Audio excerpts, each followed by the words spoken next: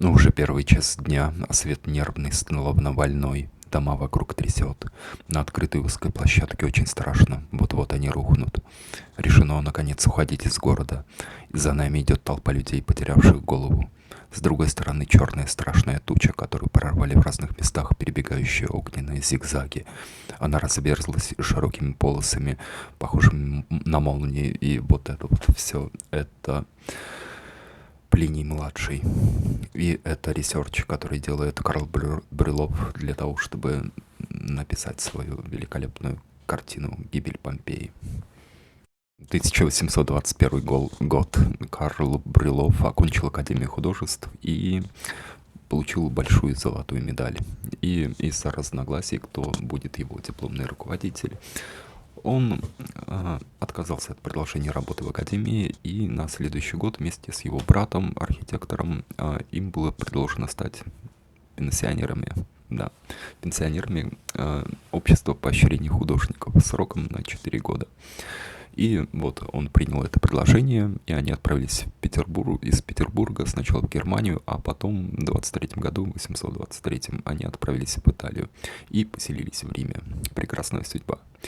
И э, перед отъездом из России фамилия братьев, они назывались тогда Брюло, не Брюлов, Брюло, была изменена официально, изменена на русский лад. И Александр Первый пожаловал им в, и они стали Брюловы, да. В то время супер популярной темой была тема, связанная с раскопками древних городов. И, конечно, Помпея, да, погребенных под слоем пепла в результате извержения Везувия, которое произошло 24 августа 79 года нашей эры. И по разным данным там погибло около 2000 человек. Дальше события, предшествующие этой картине, развивались следующим образом. Первым на раскопки Помпеи прибыл Александр Брюлов. И он, по всей видимости, рассказал Карлу много всего интересного. Он выехал из Рима в начале 1824 года, потом сначала поехал он в Сицилию, затем поселился в Неаполе и делал там акварельные портреты. И узнав, что в Помпеях было хорошо открытое сохранившееся здание публичных бань, термы, ну просто публичен, бани, да. Александр, он получил от неаполитанского короля разрешение делать обмеры и зарисовки любых заинтересовавших его архитектурных зданий и сооружений, обнаруженных при раскопках. И вот получение такого разрешения, это была очень непростая задача, но он справился. Ему помогли, там рекомендации, какая-то вся вот такая вот история. Нужно было выхлопотать соответствующее разрешение, и в результате Александр посетил Помпеи, которые произвели на него очень большое впечатление.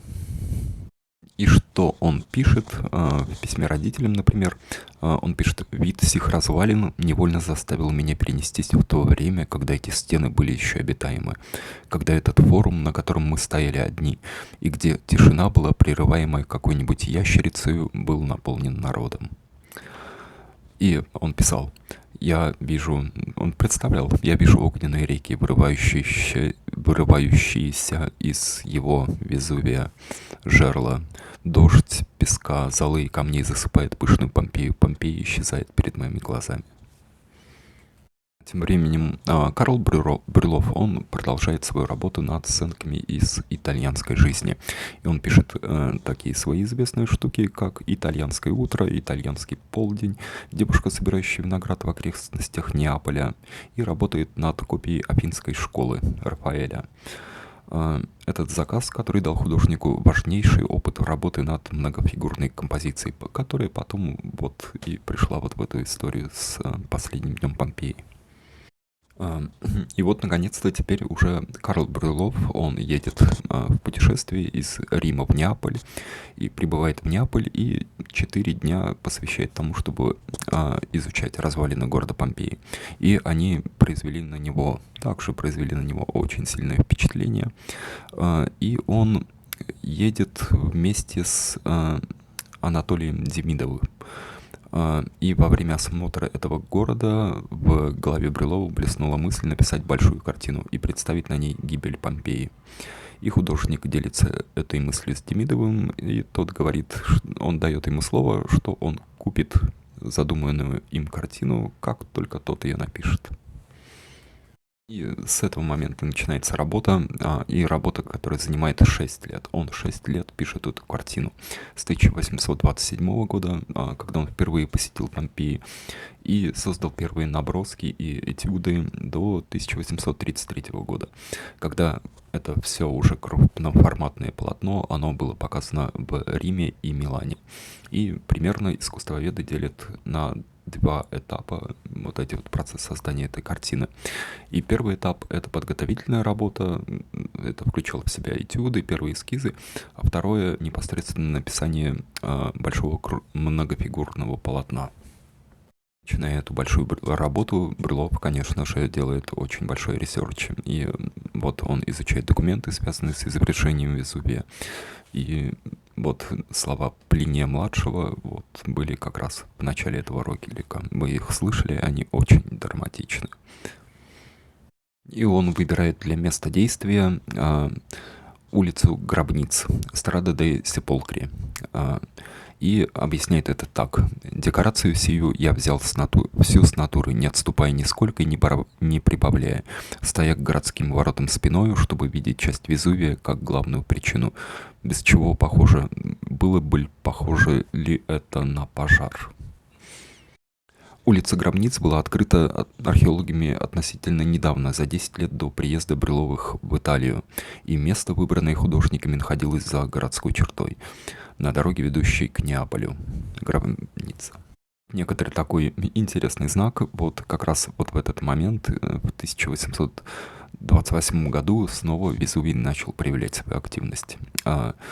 И в Неаполе жил художник Сильвестр Щедрин, и он писал, что вот, ему удалось сделать этюды, увидеть извержение Везувия.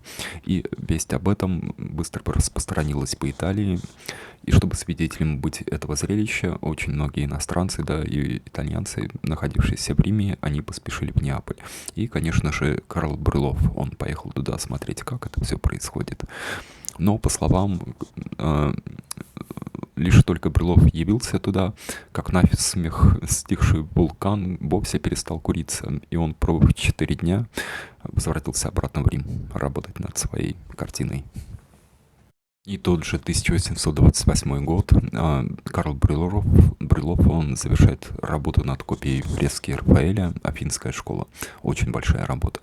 И это дает ему огромный необходимый опыт для того, чтобы приступить к многофигурной композиции. «Афинская школа», многофигурная композиция, и «Гибель Помпеи» — это тоже огромная многофигурная композиция. И это дает ему вот этот вот опыт, знание, понимание. Рафаэль показывает ему, каким можно путем идти в эту большую интересную историю. И по словам Брюлова, который цитировал в своих воспоминаниях скульптор Николай Рамазанов, нужно было переживать 400 лет успехов живописи, чтобы создать что-нибудь достойное нынешнего требовательного века. Сколько же переживать нужно нам. И также есть такое высказывание Брюлова, что для написания Помпеи мне было мало таланта. Мне нужно было пристально вглядываться в великих мастеров. Именно для того, чтобы вглядываться в старых мастеров, как он правильно это все говорит. Он снова едет в Венецию, едет в Болонию. В Венеции художник еще раз смотрит на творение Тициана, а в Болонии он копирует Святую Цицилию Рафаэля. Такая серьезная подготовительная работа. Насколько это серьезный процесс, настолько это и не быстрый процесс. И вот Демидов, который заказывал у Рафаэля, да, у Брюлова, заказывал эту работу, он пишет ему письмо и говорит о том, что я разорву с тобой контракт, если ты еще не начал работу над этим полотном.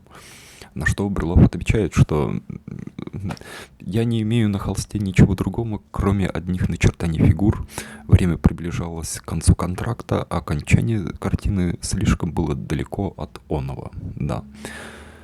Но, возможно, Брюлов несколько преуменьшал сделанную им работу, поскольку в то же время он писал там одному скульптору, что половина картины Помпеи для Демидова уже написана, добавляя, что эта картина сделала его прилежным.